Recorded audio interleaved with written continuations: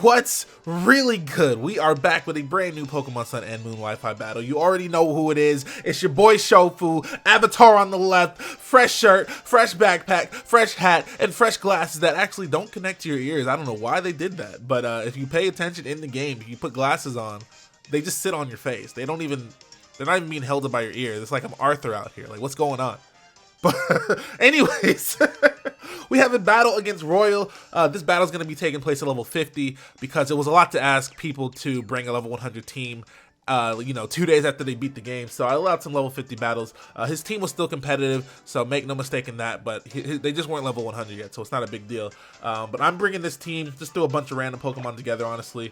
I'm not quite sure if he did that or not, but who knows. Anyways, let's go ahead and hop right into this battle. I'm going to go ahead and lead off with my Necrozma. I don't know why he became Russian all of a sudden, but that's just the way it is, man. That is just the way it is. He's going to go ahead and lead off with his Alolan Golem. We call that the Alolan where I come from. That is the Alolan. Anyways, he has the air balloon, but before I attack him and break his air balloon, I'm going to go for a Reflect, just so that he does less damage to me while I set up my screens and rocks, and maybe throw out a few Psychics out there. But he does go for the Heavy Slam, and it's actually pitiful how little damage it does. And it's even more pitiful how much damage it would have done even without the Reflect up. It just didn't do anything. The Necrozma is so bulky. But I'm going to go ahead and take this opportunity to set up my rocks. He goes for the Rock Slide, and I skillfully dodge it. This is a well-trained Necrozma, boy. You ain't hitting me. No, I'm playing it. It's unfortunate that he missed. But I'm going to go for the Psychic, and it actually does over half, and I get to break the air balloon. But it seems like he's just staying in because he doesn't want to waste the commitment he made to damage me. He just wants to get as much damage off as possible before switching out. And I can understand it because he actually has 2 Ghost Pokemon in the back that can probably take care of my Necrozma pretty easily. As long as the light screen isn't up, which I just set up. So now what you gonna do? But if his Chandelure has infiltrated, the light screen's not even gonna matter. So maybe he was just waiting for me to kill his Golem so that he could send out his Infiltrator Chandelure and kill me with a Shadow Ball and get past my light screen. But in order to combat that a little bit, I just switched directly to my Garchomp because I don't think Alolan Golem can do anything to me. The Alolan cannot harm my Garchomp, so I'm just going to go out to Garchomp, Earthquake, especially because he doesn't actually have anything that resists Earthquake if you look at his team. He has absolutely not one Pokemon that resists Earthquake, which is pretty crazy to say because he actually has a Gengar on his team. Gengar used to avoid all ground moves before with Levitate, but now they took Levitate away, so it gets hit by ground moves. It's weak to ground again. It's crazy. So it just blows my mind that they took such a great ability away from Gengar. And he actually doesn't have any ground immunities or resistances because of it. But here he makes a mistake. He goes out to Tapu Koko. I don't really know why he did that. I probably would have went out to PYUKUMUKU if I was him. It's just the fact that I had the light screen up, so he wasn't going to be able to kill me anyways. And not only that, but I was actually scarfed the entire time. But I'm pretty sure he didn't know that part. So here he's going to go out to a Starmie. I didn't want to risk getting hit by an Ice Beam or even a Scald. Or maybe even if he wants to Rapid Spin, I can just send out my Necrozma and get up the rocks again. So that's what I'm going to do. I'm going to send out my Necrozma, and he actually does indeed go for the Rapid Spin. So any move he was going to go for, I think my Necrozma just stopped it completely anyways. Rapid Spin, I can just set up the rocks again. Skull is not going to do much. Ice Beam's not going to do much. Necrozma is a literal tank. It does not take damage from any Pokemon. It's ridiculous. But I'm going to go ahead and set up my rocks again. Just going to spam Stealth Rocks till he decides to kill me. You know what I'm saying? I might as well. But I'm just going to switch out and then go out to my OT Genesis. If he does want to go for the Rapid Spin again, he can just eat a Thunder right afterwards. But he's actually going to go for the Scald again. He's not going to get the burn, so that's lucky for me. I do still have that light screen up, I believe. So I'm just going to go for the Thunder here. But this play right here actually caught me so off guard. I don't know what it is about this Pokemon, but I just can't seem to take it seriously, man. I just can't. And I'm going to go for the Thunder, and you already know what's coming, boy.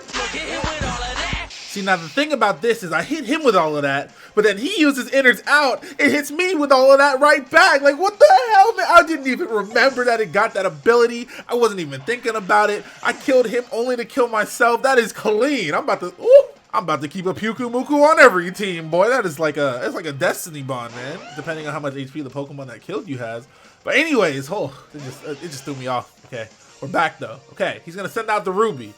Don't want to take an Ice Beam or a Scald from this thing, so I'm just going to switch out. Nothing to lose by switching out. I'm going to go out to drop him. This is going to be my Pelipper, setting up the rain. That was supposed to be for Tapu Koko, but Tapu Koko is no longer with us, okay? Tapu Koko is no longer with us. So he's going to go for the Rabbit Spin again just to get the rocks out of there. He does have that fire type in the back waiting. But I have the rain up, so I'm not worried about it. Just going to go for the U-turn now after I set up the rain. I literally just sent this thing out just to set up the rain. He's going to go for the side shock. It's not going to do anything because I am physically defensive. Going to U-turn out like I said.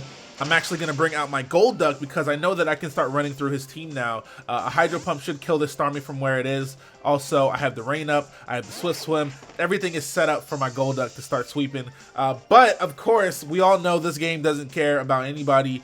It's just a ruthless, heartless being. It doesn't care that I set up all this stuff just to have my Golduck sweep. It doesn't care.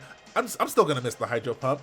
It's okay. It doesn't matter. I mean, go ahead and miss another one, Golduck. It's fine. Like, I don't even care. Like, it's fine. I didn't even want you to hit the Hydro Pump. It's fine. I understand. Okay, anyway. So he hits the third one. The third time is always the charm, as they say. So I killed the Starmie. I did a crit. I don't think I needed the crit, though, because I only sent out my Golduck in the first place to kill it with a Hydro Pump. I'm pretty sure I could have killed that Starmie, especially at level 50 with a Hydro Pump. But he's going to go out to Bogmire. I'm just going to click Surf. Surf should be enough to kill him. But to my dismay, he actually lives with like 1 HP and he doesn't even have a Focus Sash. And I get Curse Bodied. I just felt so disrespected. I remember during this battle, I felt so disrespected that I got Curse Bodied by a Gengar. I was like, that's actually disgusting. Give it Levitate back, man. He would have been better off if he had this Gengar.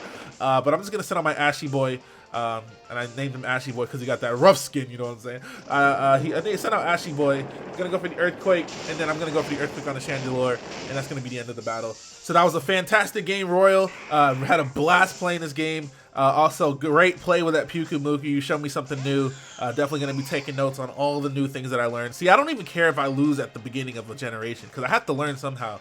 I haven't been winning that much on Wi-Fi right now, but I'm just trying to gain as much information as possible so I can, put that knowledge to the test later on when it actually matters. Because there's, you got to learn the generation at some point. There's just a lot of Pokemon in the game right now that I just have absolutely no idea what they do. Like Joey put me down with a Kamala yesterday. I didn't know what the heck that Pokemon did. But anyways, thank you guys for watching. Gonna be streaming tonight at 6 p.m. Eastern time. I stream at 6 p.m. Eastern every day. So let's go ahead and get some more Wi-Fi battles popping. Hit that like button, comment, and subscribe, and I'll be back next time with another battle. See ya!